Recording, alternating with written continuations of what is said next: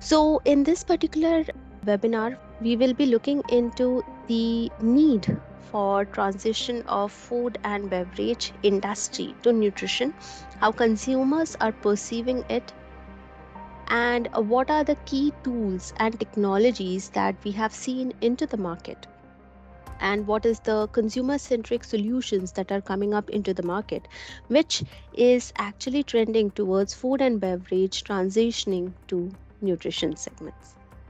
In terms of nutrition tracking and the tools that can be utilized, we will be looking into that along with a very trending topic, which is personalized nutrition, followed by the key concern that consumers might have in terms of commending or limiting their portion sizes and nutrient intake depending on the bodily demand or health aspects, and a very niche topic or a very new segment that we wanted to include here is e-nutrition or e-sports nutrition.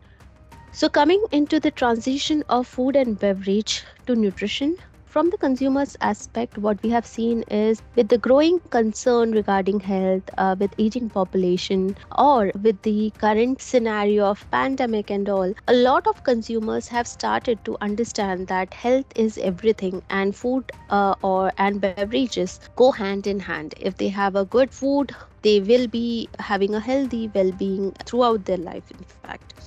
So consumer wants to feel more empowered if they know what they eat, if they are aware about their diet or the product that they are consuming, and they are also slowly understanding that or getting aware about that one type of product won't be suitable to everyone. So there is the personalization or custom made solutions that are also coming up into the market. Before that, the industry first looks into what are the challenges or concerns of the consumers. So the common concerns among the consumers that can be seen related to health or food related solution is that they want to understand what they are eating and what should they eat. What kind of food will be suitable for them, will be appropriate for them. Is that food specifically designed for them? Is specified to their specifications? How they can know what they are eating? So all of those concerns and all of those issues related to food or understanding the food is what is triggering this particular segment, and we will be looking into it as consumer perception regarding and concerns regarding these food beverage transitioning into the nutrition segment. And what we have seen is the key concerns among consumers is to understand what are the different type of solutions or what are the different type of food that they are consuming. Are they consuming a healthy product, better for you product? What is the portion size that is actually for them or suitable for them? Is it suitable for their diet and lifestyle perspective? um, is there any specific solutions that they can see or use? So they have different type of perspectives, and key consumer concerns regarding that is to overcome their nutrition concern and try to utilize the solutions that is either tailor-made for them or that is suitable for them.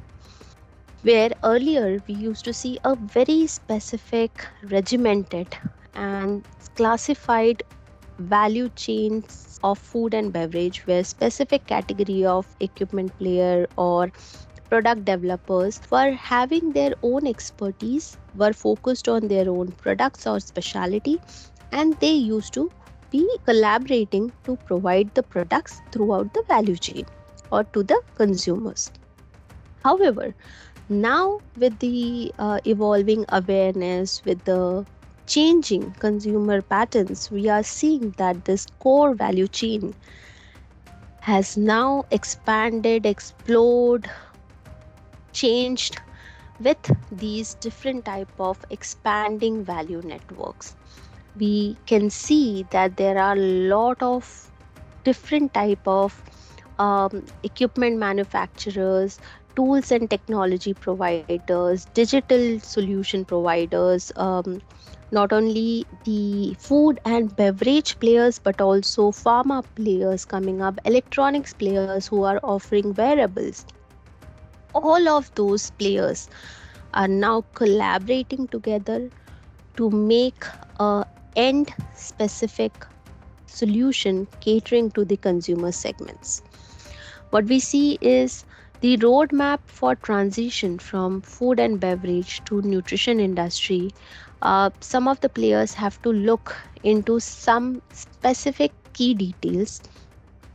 One of it is identifying what are the critical market needs and challenges that we have seen into the industry, and the companies have to identify where they want to specifically focus on, followed by understanding whether they want to go for organic growth or inorganic growth strategies and how.